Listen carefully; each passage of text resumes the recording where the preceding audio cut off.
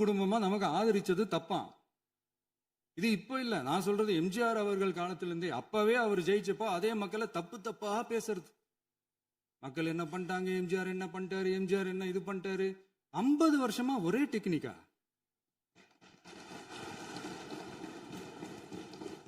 Technology எல்லாம் மாறி வேற எங்கேயோ போயிட்டு இருக்கு பஸ். இதுல கொஞ்சம் டெக்னிக்காச்சும் கொஞ்சம் மாத்தினா கொஞ்சம் நல்லா இருக்கும். அதனால மக்களுக்கு யூஸ்ஃபுல்லா இருக்கிற மாதிரி இந்த ஆக்கப்பூர்வமான கருத்துக்களோ ஆக்கப்பூர்வமான யோசனைகளோ இருந்தா சொல்லுங்க.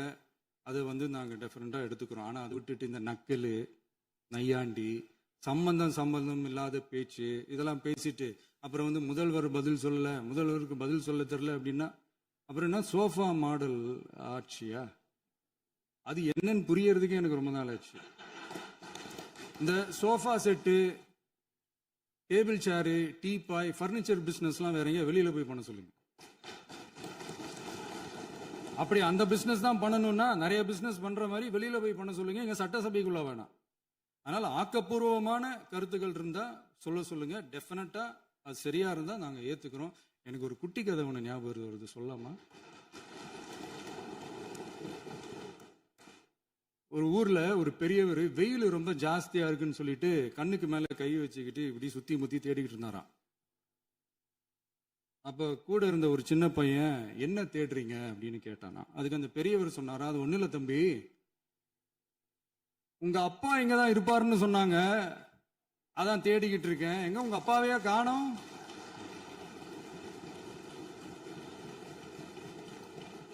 இல்லங்க, எங்களுக்கும் நக்கலா நையாண்டியா சம்பந்தம் இல்லாத குட்டி கதை இதெல்லாம் எங்களுக்கும் பேச தெரியும். அந்த கதையில பெரியவர் அப்படி சொன்னாராம், தப்பா எடுத்துக்காதீங்க. அந்த கதையில பெரியவர் அப்படி கேட்டாராம். அதனால யாரும் இங்க டென்ஷன் ஆக வேணாம். அதனால இன்னொரு இந்த என்னுடைய உரையை முடிக்கிறதுக்கு முன்னாடி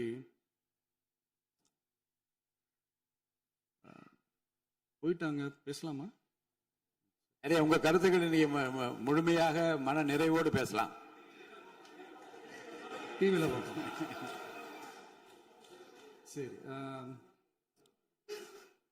அதான் 5 நிமிஷம் பேசுனதுக்கே கொளத்தூரி இந்த ஆட்டம் அடிச்சு பேசுனா அப்புறம் என்ன பண்றது? கடைசியா நான் இந்த உரையை முடிக்கிறதுக்கு முன்னாடி ஒரு முக்கியமான ஒரு விஷயம் பத்தி சொல்லணும். ஆளுநர் உரை அன்னைக்கு இந்த தமிழ் தாய் வாழ்த்துக்கு அப்புறம் தேசிய கீதம் பாடினது தப்பு, தேசிய கீதம் 2 முறை பாடினது தப்பு. அப்படி ஒரு நிகழ்வு இதுக்கு முன்னாடி இந்த சட்டசபையில நடந்ததே கிடையாது. அந்த மரபையே மாத்திட்டீங்க. இப்படி ஒரு பெரிய ஒரு போர் மாதிரி எதிர்கட்சியை சார்ந்தவங்க எல்லாம் சொன்னாங்க இல்லையா? அந்த மாநில உரிமை போராளிகளை, அந்த மரபு காக்கிற உரிமை போராளிகளை ஒரே ஒரு கேள்விதான் கேட்கணும். 2021 ஆகஸ்ட் 2 ஞாபகம் இருக்கா? Centenary celebration of Tamil Nadu legislature. அந்த ஃபங்க்ஷன்ல நம்ம முன்னாள் முதலமைச்சர் கருணாநிதி அவர்களோட கலைஞர் அவர்களுடைய கலைஞர் அவர்களுடைய புகைப்படத்தை மாண்புமிகு குடியரசுத் தலைவர் திறந்து வைக்கிற ஒரு ஃபங்க்ஷன். அந்த ஃபங்க்ஷன்ல national anthem followed by Tamil தாய் வாழ்த்து அப்படின்னு அறிவிச்சது ஞாபகம் இருக்கா? அதாவது தேசிய கீதத்துக்கு அப்புறமா 2வது முறையா, நோட் திஸ் பாயிண்ட், மாண்புமிகு பேரவைத் தலைவர் அவர்களே, பிளீஸ் நோட் திஸ் பாயிண்ட். தேசிய கீதத்துக்கு அப்புறம் 2வது முறையாக தமிழ் தாய் வாழ்த்து பாடப்படும் அப்படின்னு சொன்னது ஞாபகம் இருக்கா? அதுவும் முத்தமிழ் அறிஞர் அப்படின்னு சொல்ற நம்ம கலைஞர் அவர்களுடைய அந்த புகைப்படம் வெளியிட்டு விழாவில் அவர் இருந்த இதே சபையில தமிழ 2வது இடத்துக்கு தள்ளினது யாருன்னு ஞாபகம் இருக்கா? அது மட்டும் இல்ல, அந்த தேசிய கீதத்தை நாட்டுப்பண் நேஷனல் ஆந்தம்னு சொல்லி அதே ஃபங்க்ஷன்ல கடைசியா ஃபங்க்ஷன் முடியும் போது செகண்ட் டைம் தேசிய கீதம் பாடினதும் ஞாபகம் இருக்கா? இதே அவையில் தான் அது அவை குறிப்பிலும் இருக்கிறது. இதே அவையில் தான் நடைபெற்றது. இந்த bookல- தக்க நேரத்தில் இந்த ஆதாரங்களை அளித்த மாண்பு முதல்வர் அவர்களுக்கு நன்றியை தெரிவித்துக் கொள்கிறேன். டவுட் இருந்தா இந்த புக்கை பார்த்து தெரிஞ்சுக்கலாம். அதனால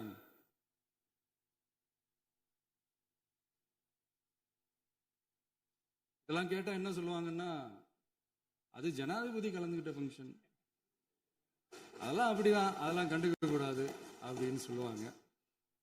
இதே மாதிரிதான் பேசுறது ஒண்ணு, செய்யறது ஒண்ணு, செய்யறது ஒண்ணு, பேசுறது ஒண்ணு. இதெல்லாம் மக்கள் பார்த்துக்கிட்டு இருக்காங்க. எலெக்ஷனுக்கு முன்னாடி தான் அப்படி செஞ்சுக்கிட்டு இருந்தாங்க. இப்போ எலெக்ஷனுக்கு அப்புறம் அதே தான் செய்யறாங்க.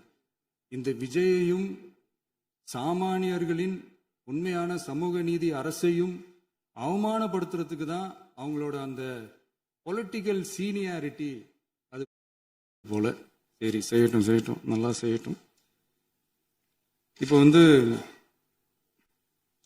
ஆனாலும் நம்மளுடைய மாநில உரிமை, மொழி உரிமை, உத்தமபுத்திரர் போல வேஷம் போடுற எதிர்கட்சிக்கு ஒன்றை மட்டும் ஆணித்தரமாக சொல்றோம். உங்களை மாதிரி தமிழ் தமிழ்னு சொல்லிக்கிட்டு, மொழி, பண்பாடு, கலாச்சாரம்னு சொல்லிக்கிட்டு ரெட்டை வேஷம் போடுறவங்க நாங்க கிடையாது. உலகெங்கும் வாழும் என் தமிழ் சொந்தங்களுக்கு நம்முடைய உத்தரவாதம் தமிழ் தான் எங்க உயிர் நாடி அப்படின்றத மறக்க மாட்டோம். இப்பவும் சொல்றோம், மாநில உரிமையில எப்பவும் உறுதியா இருப்போம். அதே சமயத்துல அரசியல் வேற, ஒன்றிய மாநில அரசுகளுக்கு இடையே இருக்கிற நிர்வாக அணுகுமுறை வேற. இதுல நாங்க ரொம்ப தெளிவா இருக்கிறோம். அதனால எங்களுக்கு பாடம் எடுக்கிறதா நினைச்சுக்கிட்டு உங்க வேஷத்தை நீங்களே கொஞ்சம் கொஞ்சமா கலைச்சிக்கிட்டே வர்றீங்க, மறந்துடாதீங்க. அப்புறம் நேத்து எதிர்கட்சி தலைவர், மாண்புமிகு எதிர்கட்சி தலைவர் பேசும்போது நிறைய பேசினாங்க. அதுல ஒண்ணு மட்டும், அரசு சொல்றதா நினைச்சுக்கிட்டு நம்மளை இன்டைரக்டா ஈவில் அப்படின்ற அந்த வார்த்தையை யூஸ் பண்ணாங்க. எனக்கு ஒண்ணுதான் சொல்லணும்னு தோணுது. ஈவில்ஸ்னு டெவில்ஸ் பேசக்கூடாது.